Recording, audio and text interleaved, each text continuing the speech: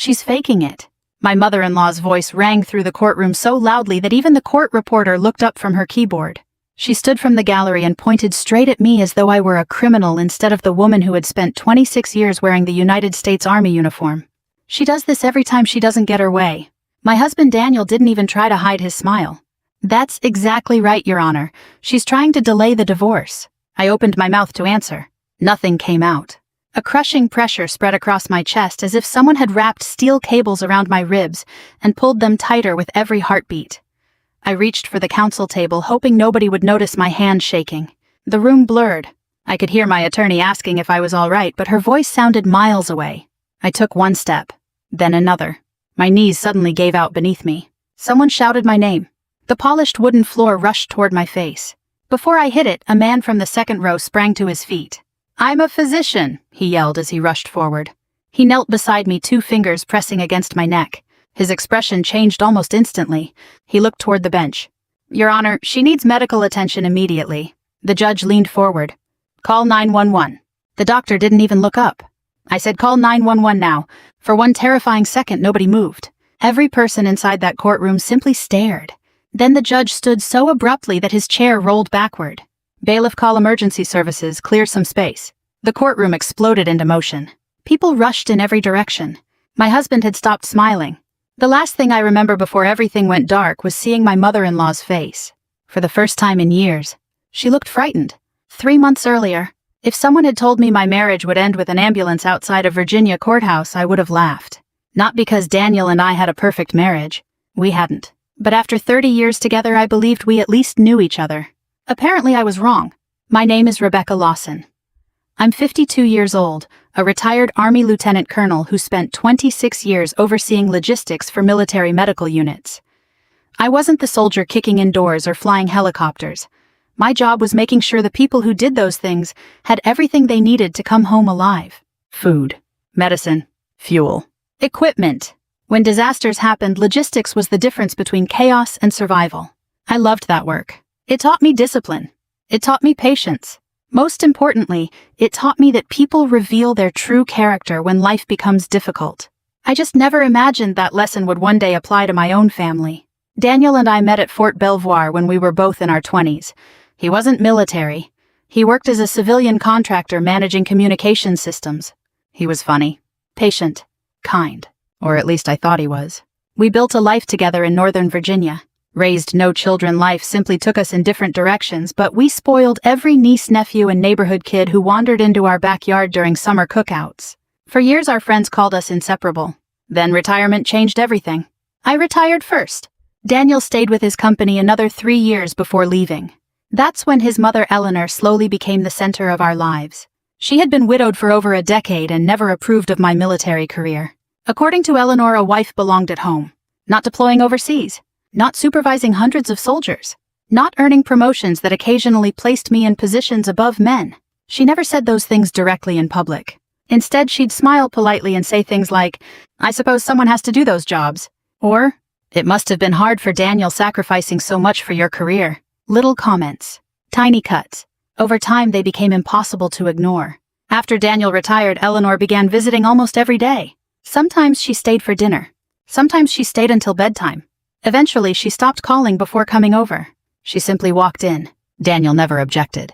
In fact, he seemed relieved whenever she took his side in the smallest disagreements. If I suggested replacing our aging roof, Eleanor thought we should wait. Daniel agreed. If I wanted to visit old Army friends, Eleanor reminded him married couples shouldn't spend weekends apart. Daniel canceled our plans. It wasn't dramatic. It was gradual, like watching a shoreline disappear one wave at a time. Then came the financial surprises. Daniel suddenly insisted we move money from our retirement accounts. He brought home documents and said they were routine. "Just sign here." I asked questions. He grew irritated. "Don't you trust me?" Of course I trusted him. He was my husband. Still, something felt wrong. Years in the Army had taught me never to sign paperwork I hadn't read carefully, so I refused until I understood everything. That was the beginning of the end. Eleanor called me controlling. Daniel accused me of treating him like one of my soldiers. Arguments became weekly, then daily. Around the same time, my health began changing. It started with exhaustion, not ordinary tiredness, the kind that made climbing one flight of stairs feel like hiking a mountain. Then came dizzy spells, shortness of breath, pressure across my chest that disappeared before I convinced myself it was serious. Daniel dismissed every symptom. "You're under stress." Eleanor laughed. "She's discovered that pretending to be sick gets attention." I stopped mentioning it. Maybe they were right. Maybe retirement had simply left me anxious. Maybe after decades of solving everyone else's problems, I didn't know what to do with my own life anymore. I told myself I'd schedule a physical after the holidays, then after New Year's, then after Valentine's Day. There was always another reason to wait.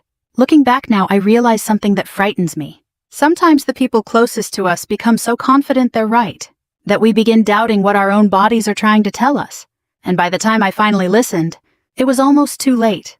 The morning after my collapse in court wasn't the beginning of my story. It was the consequence of hundreds of small decisions, some mine, many not. 3 months earlier, I still believed my marriage could be saved. I remember standing in our kitchen one rainy Saturday morning, coffee growing cold in my hands, while Daniel spread several folders across the dining room table. "These are just retirement adjustments," he said casually. "The financial advisor already explained everything." He slid a stack of papers toward me. "I just need your signature." I looked at the documents. There were references to investment accounts I didn't recognize, and transfers that involved nearly half of our retirement savings. "I don't remember opening these accounts. They're new." "Why?" He sighed loudly. "Rebecca, do we really have to do this every single time? I just want to understand what I'm signing." His jaw tightened. "You've never trusted me." That sentence hurt because it wasn't true. I'd trusted him with 29 years of my life. I trusted him when I deployed overseas for months at a time. I trusted him to manage our home while I was stationed across the country. I trusted him every time I boarded a military transport, not knowing exactly when I'd come home. But trust isn't blind obedience. The Army had taught me something invaluable. Never sign a document you don't understand. Not because everyone is dishonest. Because even honest people make costly mistakes.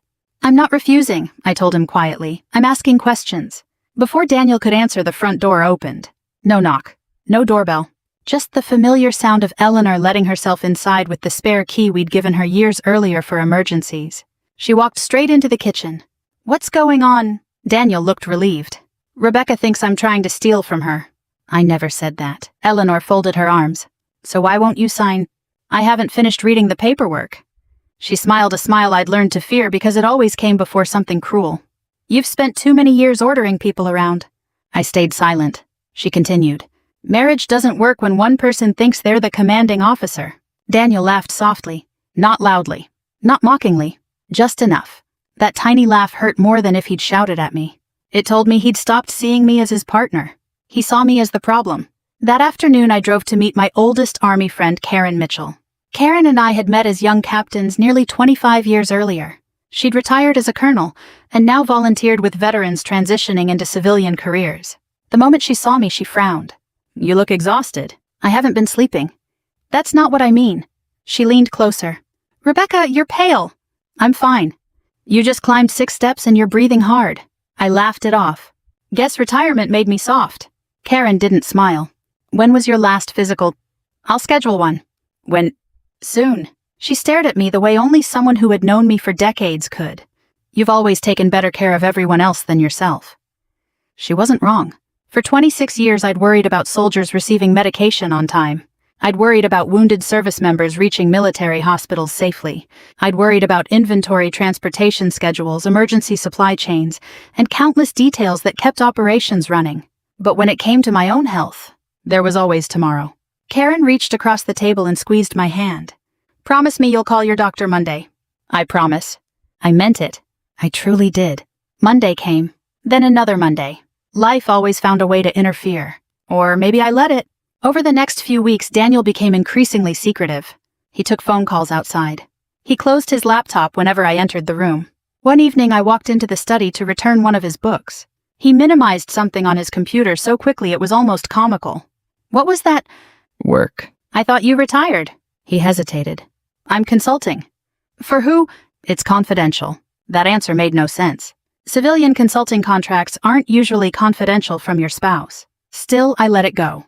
I wish I hadn't. Then the letters started arriving. Certified mail, bank notices, legal correspondence. Most were addressed to both of us. Daniel insisted on opening them before I had a chance. "It's nothing important." One afternoon while he was grocery shopping, another certified envelope arrived. The mail carrier recognized me and handed it directly to me. Inside was a notice regarding one of our joint investment accounts. According to the statement, a large withdrawal had already been requested. Only, I hadn't approved it, and my signature appeared on the authorization form. Except, it wasn't my signature. It looked similar. Close enough that many people might accept it. But after years of signing military documents, I knew every curve of my own handwriting. Someone had copied it. My heart pounded. Surely there had to be some mistake. When Daniel came home, I placed the letter on the kitchen counter. His face changed the second he saw it. I can explain. So explain? It was temporary. What was temporary? The transfer. You forged my signature. I was going to tell you. When, silence. I was protecting our future. No, I looked him directly in the eye. You were making decisions that belonged to both of us. Eleanor arrived less than 10 minutes later. I still don't know who called her. Perhaps Daniel. Perhaps she simply sensed another opportunity. She listened for less than a minute before shaking her head dramatically. This is exactly why men get tired of marriage. I couldn't believe what I was hearing. Your son forged financial documents. We don't know that. I have the paperwork. She waved dismissively. You're blowing everything out of proportion. Daniel looked at me with exhausted eyes. I can't keep living like this. I blinked. What does that mean? I've talked to an attorney. The room became strangely quiet. I filed for divorce. I honestly don't remember sitting down. One moment I was standing. The next I was in a kitchen chair staring at the man I'd loved for almost 3 decades. Not because he wanted to end our marriage. People fall out of love. That happens. What shattered me was realizing he'd already made every important decision without me. The accounts. The lawyer. The paperwork. The future. I had simply been the last person informed. That night I packed a small overnight bag and drove to Karen's house. She didn't ask questions when she opened the door. She simply hugged me. After a long silence, she finally spoke. Rebecca. What? I don't think this divorce is really about the marriage. I looked at her. What do you mean? She nodded toward the folder still clutched in my hands. I think somebody's trying very hard to make sure you never look too closely at those financial records. At that moment, I still believed the divorce was about betrayal. I had no idea it was also about money, or that my health would soon become another weapon against me. If you've ever served in the military, you learn very quickly that panic is the enemy. You don't make important decisions while your emotions are running the show. You gather facts. You verify them. Then you move. That lesson probably saved my life. The morning after Daniel announced he had filed for divorce, I woke up on Karen Mitchell's guest bedroom sofa with swollen eyes and a pounding headache. For about 30 seconds, I forgot everything. Then I saw my overnight bag sitting beside the dresser. Reality came crashing back. Karen was already in the kitchen making coffee. She slid a mug toward me without saying a word. You sleep at all? A little. You ready to fight? I shook my head. I don't want to fight. She nodded. I know. Then what do I do? She looked straight at me. You tell the truth. Simple words. Military people appreciate simple words. Complicated plans usually fall apart. Truth has a way of holding together.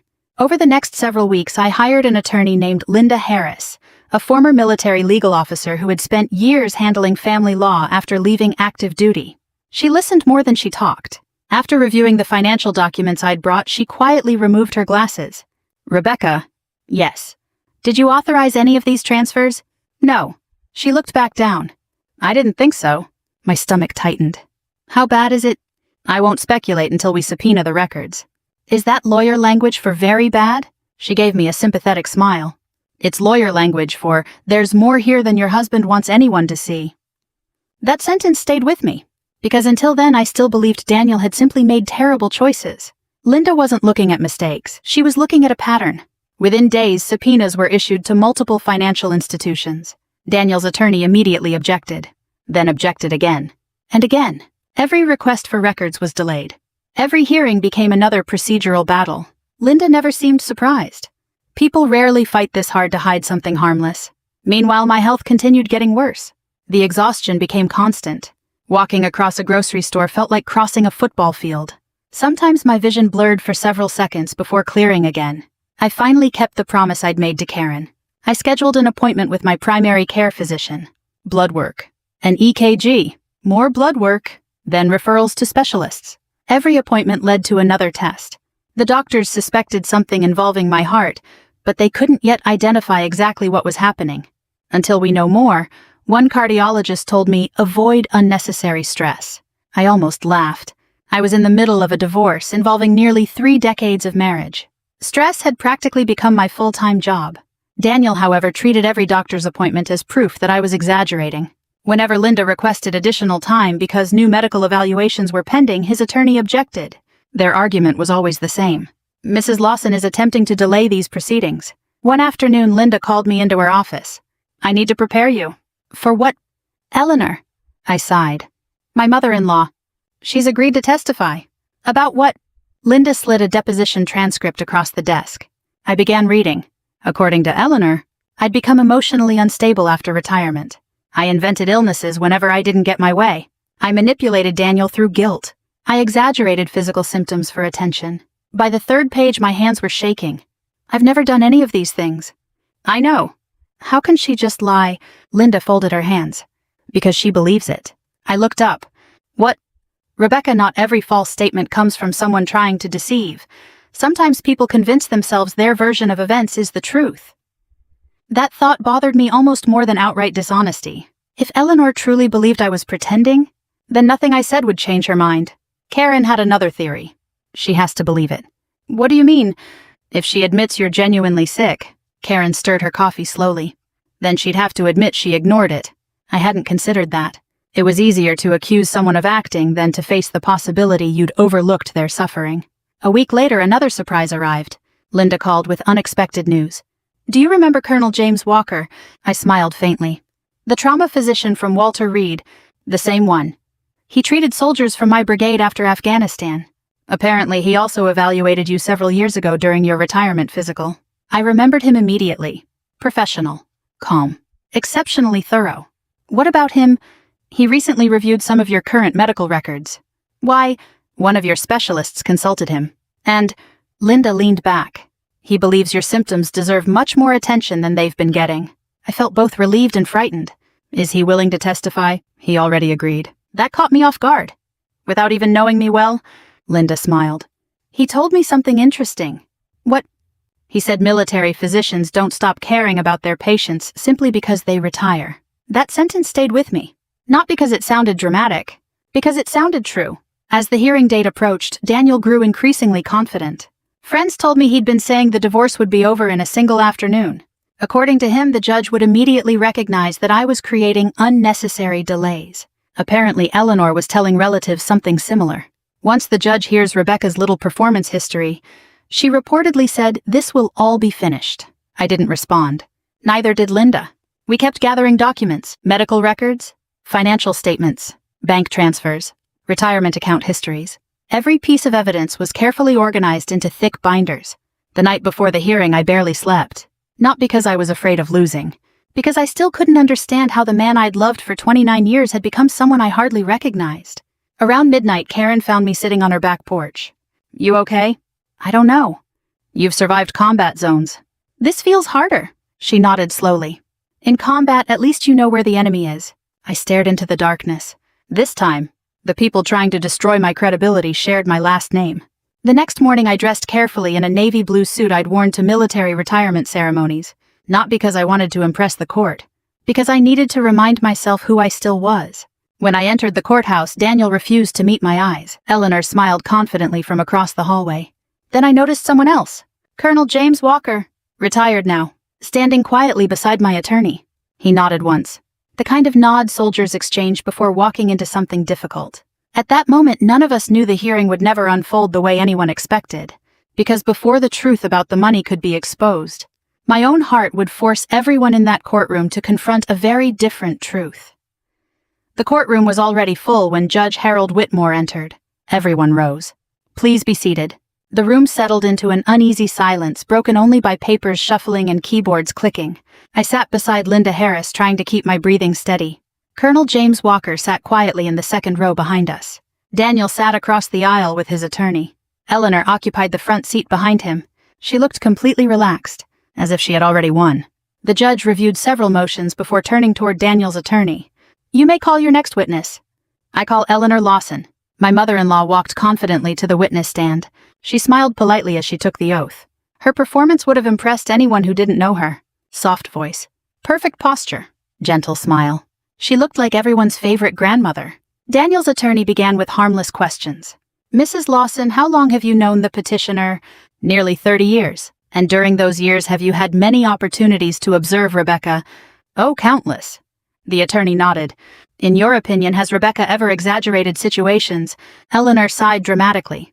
I wish I could say no. She lowered her eyes as though the answer caused her pain. But yes. Linda remained perfectly still. The attorney continued. Can you explain? There have always been little episodes. What kind of episodes? If Rebecca didn't get her way. Eleanor paused. She often became emotional. What about medical issues? Eleanor shook her head slowly. Every time life became stressful, suddenly she'd be sick. The attorney leaned closer. Has that happened during this divorce? Oh, yes. He smiled. No further questions. Linda stood. Cross-examination lasted less than 15 minutes. She calmly walked Eleanor through dates, financial documents, conversations, medical appointments. More than once Eleanor contradicted herself. Not dramatically, just enough for attentive people to notice. Still, the larger picture remained damaging. The judge thanked Eleanor. She stepped down wearing the same confident smile she'd walked in with. Daniel was called next. He looked directly at the judge. I loved my wife. Past tense, not love. Loved. I noticed the difference immediately. He spoke calmly. I tried to save the marriage. What happened? Everything became difficult after she retired. In what way? She became suspicious. He looked toward me.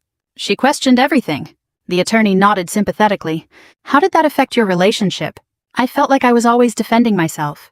What about Rebecca's health complaints? Daniel hesitated for just the right amount of time. Enough to appear reluctant. They usually happen during disagreements. Were you concerned? At first? What changed? I eventually realized. He glanced downward.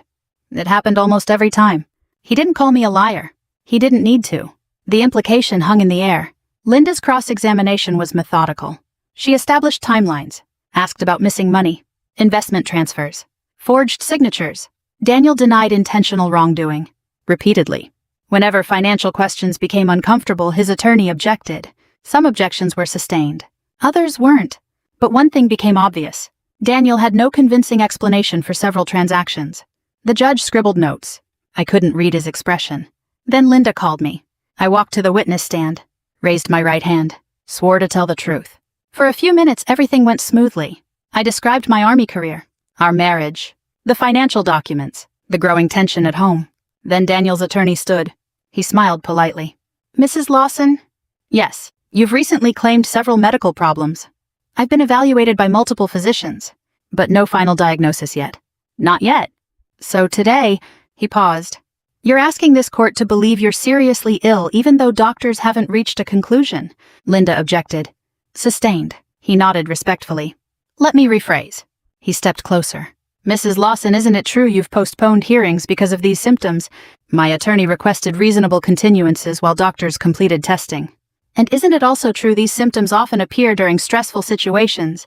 I answered honestly. Stress makes them worse. He smiled slightly. No further questions. He knew exactly what impression had been left behind. The judge looked toward me.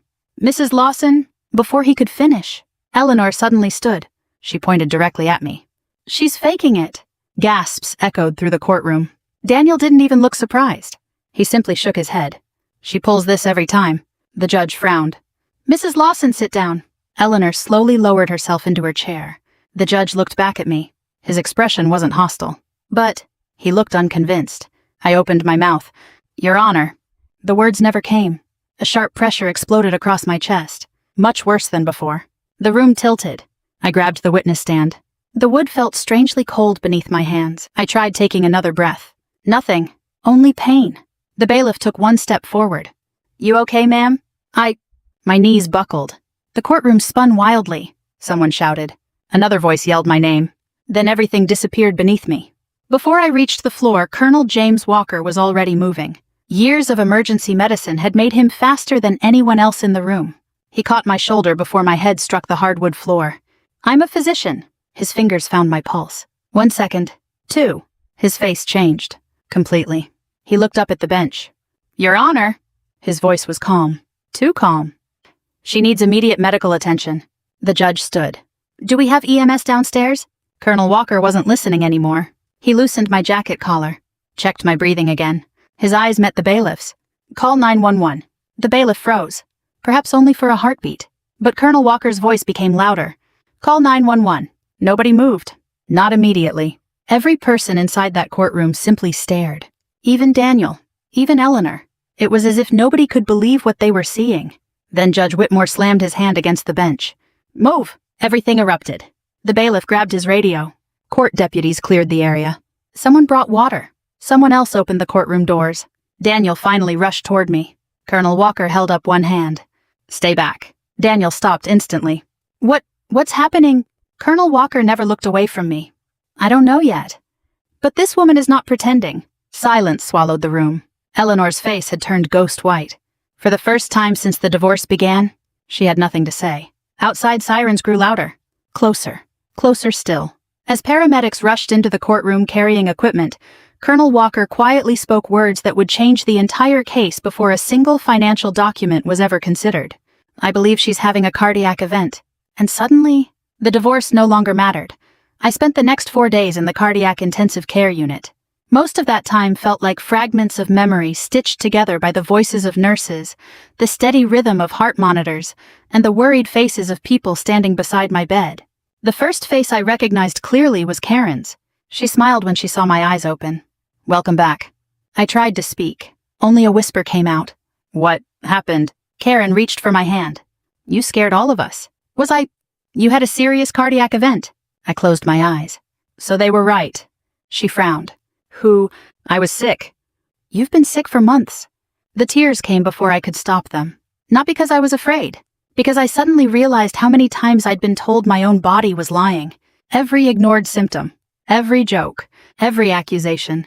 Every time someone said I was overreacting. It all came rushing back.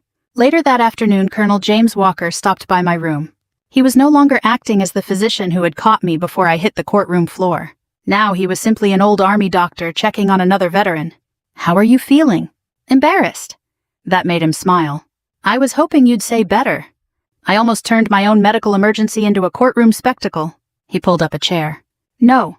He looked directly at me. "You didn't." "They did." I knew exactly what he meant.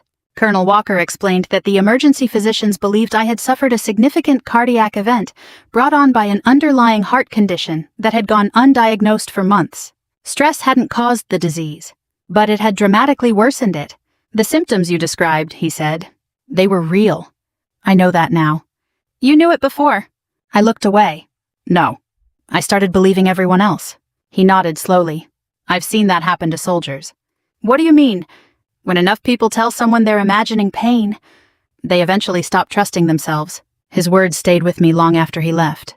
Because they explained something I hadn't been able to understand. I hadn't ignored my body because I was careless.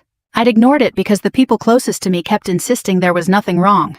A week later, Linda Harris visited my hospital room carrying 2 thick binders. "I thought I'd give you some good news." I laughed weakly. "I could use some." She opened the first binder. "The judge indefinitely postponed the divorce hearing." I wasn't surprised. "I assume that's standard." "It is." She smiled. "What isn't standard is what happened afterward." I looked up. The judge reviewed several financial documents while waiting for the next hearing. And he ordered additional discovery. "Why?" Linda slid several bank statements across the tray table. "Because your husband wasn't entirely truthful." I studied the records. Transfers. Withdrawals. Accounts I'd never seen before. One payment after another. "So Karen was right." Linda nodded. "The money wasn't moved for investment purposes." "Where did it go?" She turned another page. "A private business venture." "My husband started a business." "He tried to. Without telling me. Without asking me. Using our retirement savings. And my signature." Linda met my eyes. The handwriting expert completed her report. I held my breath. "It wasn't yours." Even though I'd known that in my heart, hearing someone officially confirm it still hurt. Not because of the money. Because the man I'd trusted for nearly 30 years had crossed a line I never believed he would. Several days later, detectives from the county's financial crimes unit interviewed me. No one promised criminal charges. No one rushed to conclusions. They simply collected information, asked careful questions, requested documents. I answered everything honestly. Meanwhile, Daniel tried contacting me. First through text messages, then voicemail, then flowers. I didn't respond. Not because I hated him. Because I wasn't ready. Karen screened every visitor.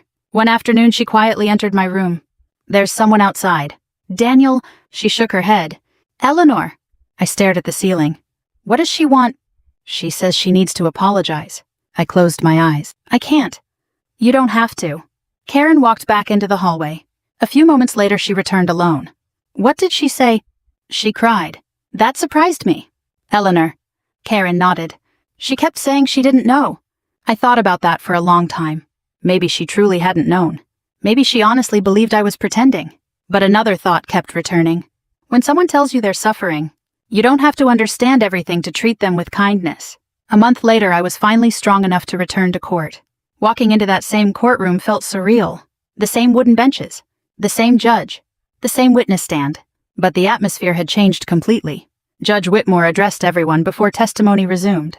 This court wishes to acknowledge the extraordinary actions taken by Colonel James Walker during the previous hearing. The courtroom turned toward him. He simply nodded. No speech. No recognition sought. Just quiet professionalism. Then the judge looked toward Daniel. Mr. Lawson. Yes, Your Honor. I have reviewed the financial evidence submitted since our last hearing. Daniel swallowed. This court has serious concerns. Linda stood. Over the next several hours, bank managers testified. Financial experts testified. A forensic document examiner testified. Piece by piece, the picture became impossible to deny. Unauthorized transfers, hidden accounts, forged signatures, misleading testimony. When it was finally Daniel's turn to speak again, he looked nothing like the confident man who had smiled at me weeks earlier. His shoulders slumped. His voice barely carried across the courtroom. I made mistakes. The judge's expression remained calm. Mistakes? Daniel lowered his head. Yes, sir. No. Judge Whitmore replied quietly. Mistakes are accidents. He paused. What you've described required planning. The courtroom fell silent. For the first time since this nightmare began, the truth no longer depended on whether anyone believed me. It was sitting in black ink inside hundreds of pages of financial records.